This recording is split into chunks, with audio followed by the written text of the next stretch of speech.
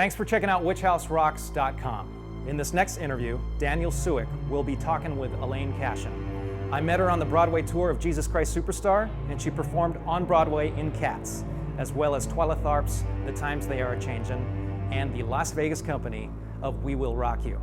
I'm lucky to have her. She's the witch in this baby right here. Check it out. Thanks.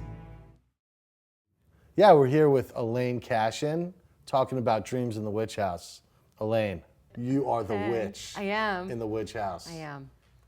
I got the chills already. Right? Scary. Yeah. I am scary. Yeah. So can you talk about playing the witch, Keziah?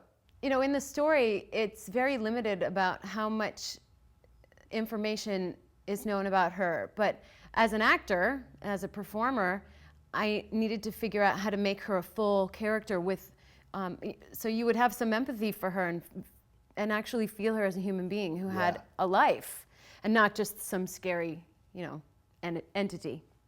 So I just felt like with every song I had to figure out the highs and lows of her and what her struggle was, to be heard and understood in a world where people thought she was nuts, kind of like Salem witch trials, being a redhead. Absolutely. Right? Yeah, crazy redhead. So she discovered something that science, magic, whatever they wanted to call it, and nobody understood what it was. So here was this person all alone, and she had to fight. So she was an interesting character, and I loved having to build her. That whole Salem witch thing,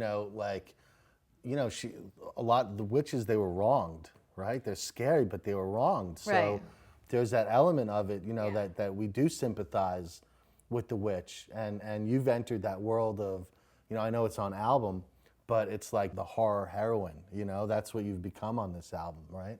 Yeah, and also vocally, I never saw myself as a, that kind of evil, gritty witch. And my background is more musical theater, so all my vocal training was having me feel like, I sound too, girly and sweet. But then it was really fun as I've delved into more rock music in my life, finding the growliness and the anger and the rock and roll of her, and being okay hearing myself sound like a little girl and then grind it out, in the other songs, some of the others. You talk about musical theater, you also have a Meatloaf story.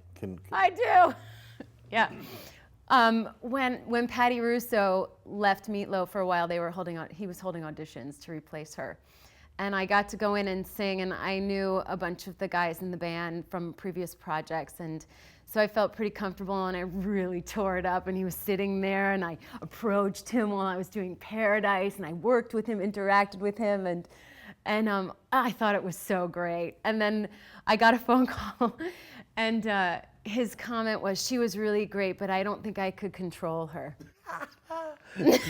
Uncontrollable. I'm uncontrollable.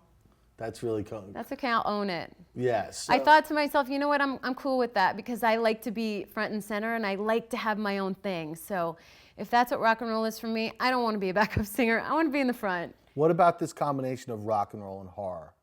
Oh, sweet. Yeah. Sweet marriage. Yeah, have you, did you have kind of any prior interest in horror movies or kind of things like that? Horror movies, I remember all the, oh my gosh, Jason, come on. Friday the 13th, and that's what I grew up watching. And I remember I watched Friday the 13th, and then I went to a camp that summer, and it was just like it, and I thought, oh my God, I'm gonna die. But I loved horror movies, and actually, I saw one of those in the movie theater, and I remember screaming, and I grabbed the person next to me, and I didn't know them. Wow. I was like, oh God, I'm a mess in horror movies. So I've kind of moved away from the horror movies, but I do love horror. What about the opportunity of bringing horror to, into this musical experience? I love it, and I love the thought of having this project be on stage. Oh, the thought of performing this 8 shows a week, oh my gosh. It's so deep and it's so sinister, and I just love in my head what it visually would look like. Take me to the studio, the vibe in the studio when you were actually recording these tracks. Well, Mike Gallagher is brilliant because he's an actor and he's a singer, and he knows how to work with actors and singers to get out, you know, what he needs as a character. So he knew how to talk to me to help me understand the mood of the song, you know, the feeling he wanted and the sound he wanted. So he's really brilliant. I think that Legends and Lore is like really... That's the song where you really get to kind of have a taste of her journey and the struggle that she went through and how she's just a normal lady, you know. But then you kind of cut through and like you get your yell on and your scream on. And I just wanted to say that she really fucking rocks on this album. I mean, really. Thank you. That's so cool. It's really like rocking, yeah. Thank you so much. Yeah, so, you know, just going to like the screaming like the Banshee kind of thing and, you know, just kind of like the way you cut through the tracks, you know, like, and I think the mix is really good too. Obviously, you've had, you know, experience in bands. You were in a cover band, Destination Unknown, right? Cool. Oh my gosh, yes. Right? I did a little research in on Vegas, it. yeah. But you know, rock and roll was a long journey for me. In high school, I had a rock band, and that was really fun. And then I went to college, and I felt like college for me was about learning how to be in the ensemble of a Broadway show. Yeah. And I felt like I lost who I was, and I became this dancer who sings well. And I danced in lots of great projects, but I never really knew who I was as a singer. And I kind of found rock and roll later. I did the show We Will Rock You in Las Vegas. Right. I joined the band, Destination Unknown, and I realized that rock and roll is not about being vocally perfect all the time. It's about a feeling and an experience, and I allowed myself to let my voice do the fun stuff instead of always trying to fit in the mold of a show that has been running for 5 years, and you're trying to play it like the girl before you, and they're casting the girl, you know, to replace the girl. That just never was me, and I feel like I finally found myself. You know what I mean? I was going to ask you, you know, now that Comic-Con is so big, and I would say there's been a trend over the last maybe 10 years for, you know, for female fans getting into more, you know, sci-fi stuff. Doctor Who is huge now. Right. And, you know, superhero stuff, you know. So I was just wondering, do you think that, well, you were just saying to me before, backstage, about how you tried to look like, Linda Hamilton. Right?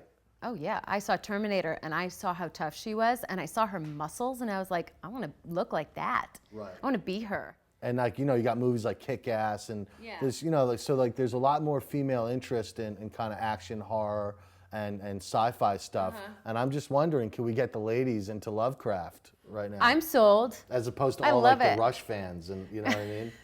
You know. After starting this project, I went and I bought a Lovecraft. Like, so many, I don't know if it's all of them. I don't know how many stories, but I'm hooked. I love it. It's not anything I'm ever used to reading. I love that I'm diving into it and I'm really enjoying it. It's sinister, and I'm okay with that. I'm cool with that. Loving the sinister. Yeah, right? Yeah, he's pretty brilliant.